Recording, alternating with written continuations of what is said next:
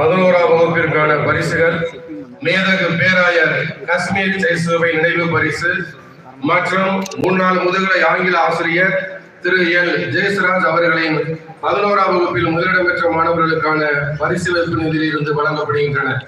மேலும் 11ஆம் வகுப்பில் கணித பாடத்தில் முதல் மதிப்பெண் பெற்ற மாணவருக்கு திரு OS யாக ஜெயசூவை அவர்களின் சகோதரர் மகன்கள் திரு ஆரோக்கிய சமாதானம் மற்றும் திரு இனேசிய சந்தோஷ் அவர்களால் திரு லெவே பரிசு வைப்பு நிதியிலிருந்து வழங்கப்படுகின்றன.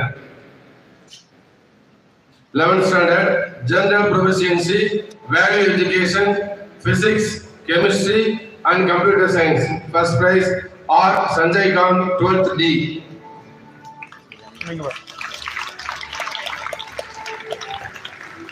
Tamil A Kavindra, 12th C.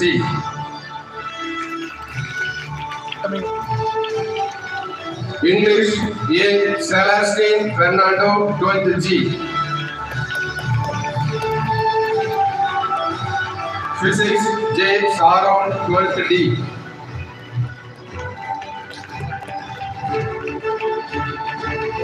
Biology S Raja, 12th A.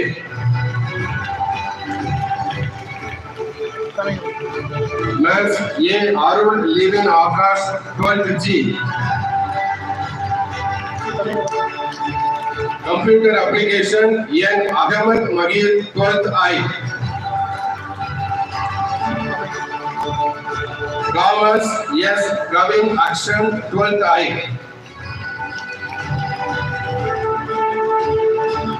Business Maths D Justin, 12th E. Economics G Gilbert, 12th F. Accountancy K Vanmiganathan, 12th F. History K Dharneswaran, 12th F. சமூக விழிப்புணர்ச்சியில் முதலிடம் பெற்ற மாணவர்களுக்கான பரிசுகள் திரு doctor Jayakumar அவர்களின் பரிசு வைப்பு நிதியிலிருந்து வழங்கப்படுகின்றன. NSS N Manoj Prabha, 12th B. NCC M Janarthanan, 12th D.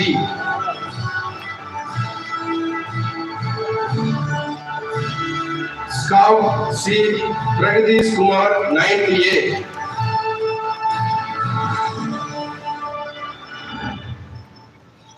JRC J Jose Kevin, 9th G. RRC J Sham Jeffrey, 12th B. Subham V Idaya Alan, 11th B. Lasar S Praveen Kumar, 10th F. Consumer Club R Balaji, 10th C. Colonel G Devamugil, 9th E. Kacharam B Prabhakaran, 9th A. NGC M Gogol Murugan, 9th D. Interact K Durai Murugan, 12th C. Heritage Club R Bharat Raj, 10th A. Brutto Bank Kaushik, 11th I. Tamil Literary Association B Praveen, 11th G.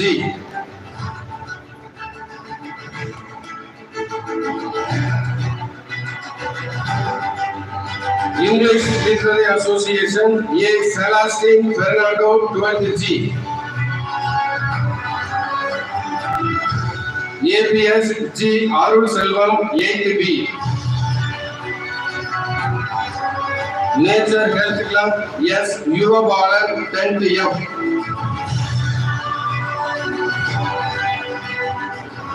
Chess Club M Selva Sealan, 10th H.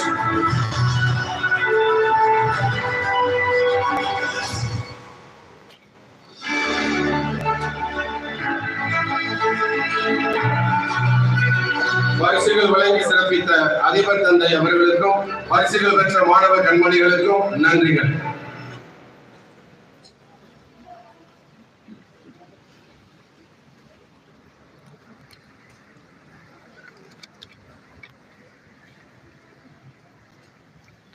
நம் பள்ளியின் 81வது ஆண்டு விழாவிற்கு வருகை தந்துள்ள உங்கள் அனைவரையும் முதலில் வரவேற்பதில் மகிழ்ச்சி அடைகின்றேன். 25, 50, 75 மற்றும் அமுத விழாவை கடந்து 81வது ஆண்டு விழாவிற்கு வருகை தந்துள்ள எம் பள்ளியின் பெருமைக்குரிய, நாட்டுக்கு பணியாற்றி கொண்டிருக்கின்ற, இன்னும் அந்த உணர்வோடு இருக்கின்ற இந்திய விமானப்படையின் கேப்டன் முனைவர் எட்வர்ட் ஜோசப் அவர்களே, விழா பேருரை ஆற்ற இருக்கின்ற முதன்மை கல்வி அலுவலர் சிவானந்தம் அவர்களே, மற்றும் மேடையை அழகு செய்து கொண்டிருக்கின்ற ஆன்றோரே, சான்றோரே, எம் அருகாமை கல்வி நிறுவனங்களின் பொறுப்பாளர்களே, பிரதிநிதிகளே, எம் பள்ளியின் முன்னாள் மாணவர் மன்ற உறுப்பினர்களே,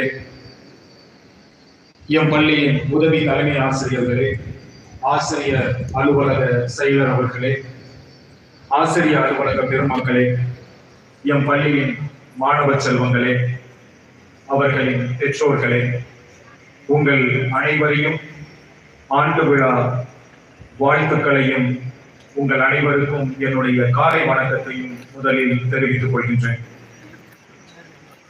1943 தொடங்கி இன்று தனது 82வது ஆண்டில் பயணித்துக் கொண்டிருக்கின்ற நம் பள்ளி எளிய ஒரு தொடக்கத்தை கொண்டாலும் தான் கொண்ட நோக்கத்தில் தெளிவு கொண்டு ஏழை எளிய மாணவர்களுக்கு கல்வியை கொண்டு செல்ல வேண்டும் என்ற உயரிய நோக்கத்தில் தொடர்ந்து செயல்பட்டு வருகிறது.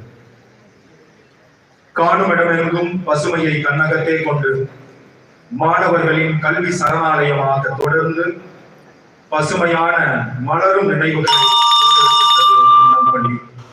அதன் வெளிப்பாடுதான் எம் மாணவர்களின் கல்வி, தேசிய பாதுகாப்பு, தொழில் வளர்ச்சி, அறிவியல், அரசியல், விளையாட்டு, நீதித்துறை என்று பல துறைகளில் நாங்கள் தேவரித்தோ பள்ளியின் மாணவர்கள் என்று பெருமிதத்தோடு நம் பள்ளியின் பெயரை பலருக்கு தங்களுடைய செயல்பாடுகளால் உலகுக்கு அறிவித்து வருகிறார்கள். அந்த பாரம்பரியத்தின் தொடர்ச்சிதான் இன்று நாம் கொண்டாடும் 81வது ஆண்டு விழா. நாம் செய்த சாதனைகளை நினைவு கூறவும், அந்த சாதனைகளை மீண்டும் தொடரவும் நினைவூட்டக்கூடிய நாள்தான் இந்த நாள். இயேசு சபை கல்வி என்பது சமூக சிந்தனை கொண்ட கல்வி, சமூக மாற்றத்தை கொணர்கின்ற முழு மனித வளர்ச்சியை நோக்கி மாணவர்களை உருவாக்க வேண்டும் என்ற நோக்கத்தோடு செயல்படக்கூடிய நிறுவனம் நம் தேர்ந்தெடுத்தோ நிறுவனம்.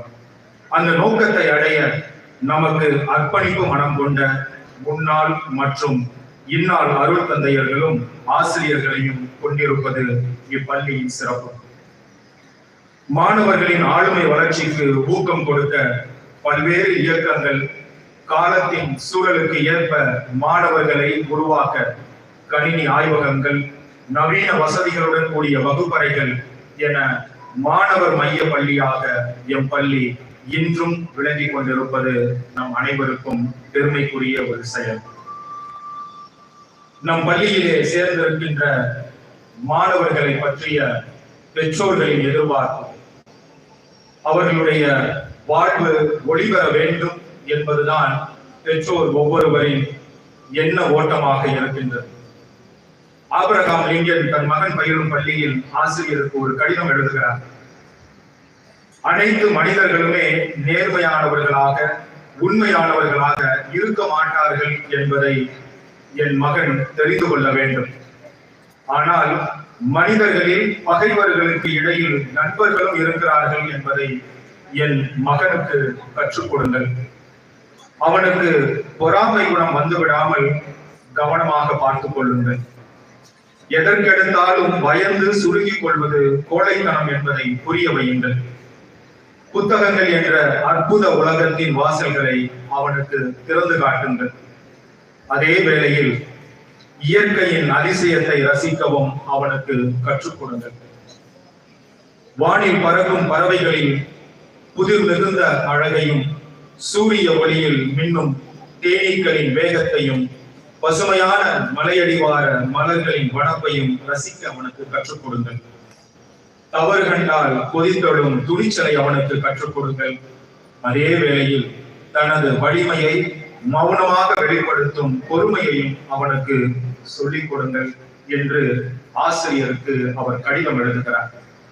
இதுதான் இன்று பெற்றோர்களாக இருக்கக்கூடிய உங்கள் ஒவ்வொருவருக்கும் உங்களுடைய மகன் சாதிக்க வேண்டும், வாழ்க்கையில் ஒளிபெற வேண்டும் என்றால் அவன் கல்வியை கற்க வேண்டும் என்கின்ற நோக்கோடு இந்த பள்ளியிலே நீங்கள் சேர்த்திருக்கிறீர்கள்.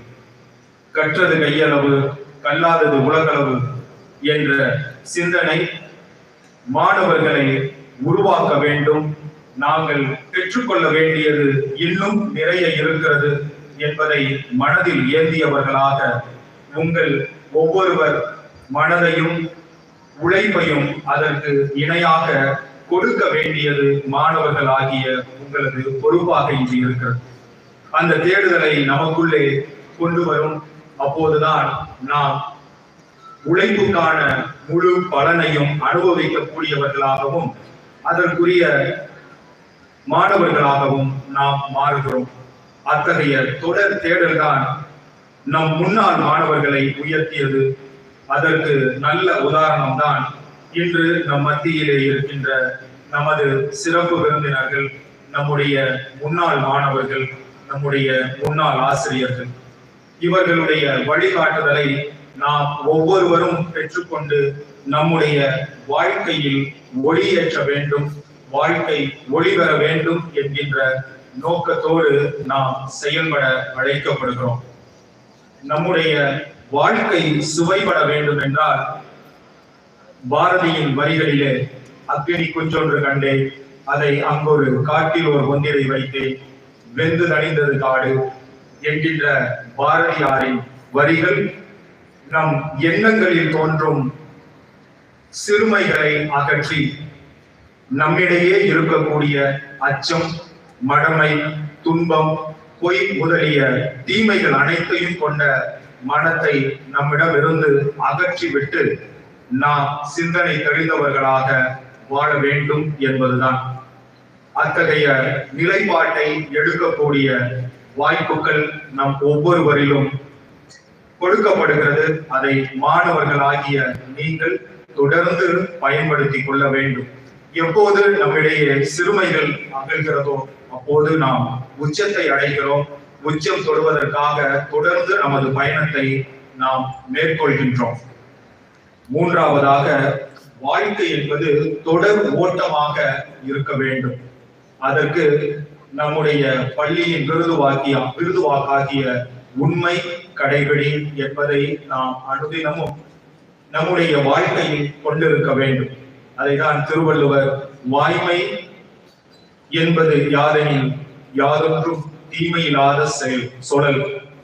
வாய்மை என்று கூறப்படுவது எது என்றால் அது மற்றவருக்கு ஒரு சிறிது தீங்கும் இல்லாத சொற்களை சொல்லுதலாம்.